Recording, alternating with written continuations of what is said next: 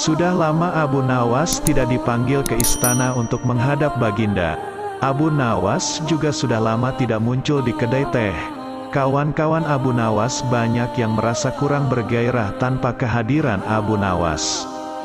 Tentu saja keadaan kedai tak semarak karena Abu Nawas si pemicu tawa tidak ada. Suatu hari ada seorang laki-laki setengah baya ke kedai teh menanyakan Abu Nawas.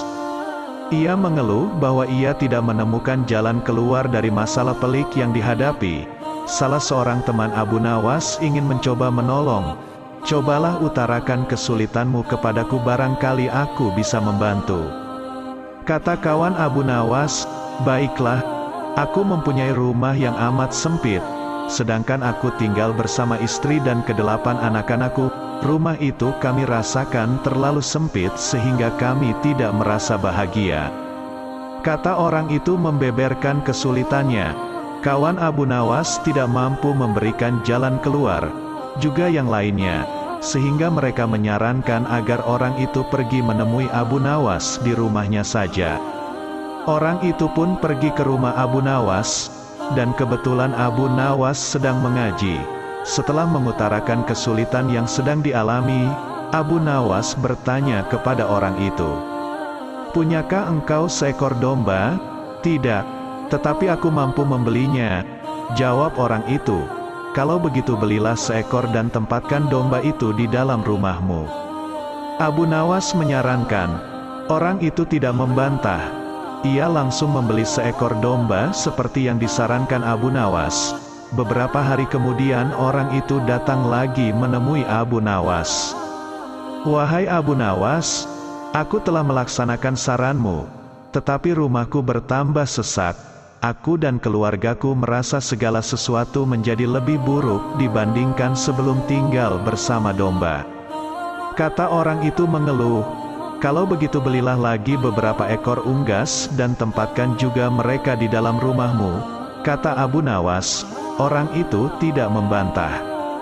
Ia langsung membeli beberapa ekor unggas yang kemudian dimasukkan ke dalam rumahnya. Beberapa hari kemudian orang itu datang lagi ke rumah Abu Nawas. "Wahai Abu Nawas, aku telah melaksanakan saran-saranmu dengan menambah penghuni rumahku dengan beberapa ekor unggas. Namun begitu aku dan keluargaku semakin tidak betah tinggal di rumah yang makin banyak penghuninya. Kami bertambah merasa tersiksa." Kata orang itu dengan wajah yang semakin muram, "Kalau begitu belilah seekor anak unta dan peliharalah di dalam rumahmu."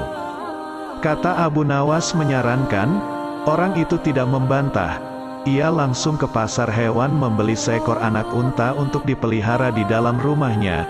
Beberapa hari kemudian orang itu datang lagi menemui Abu Nawas.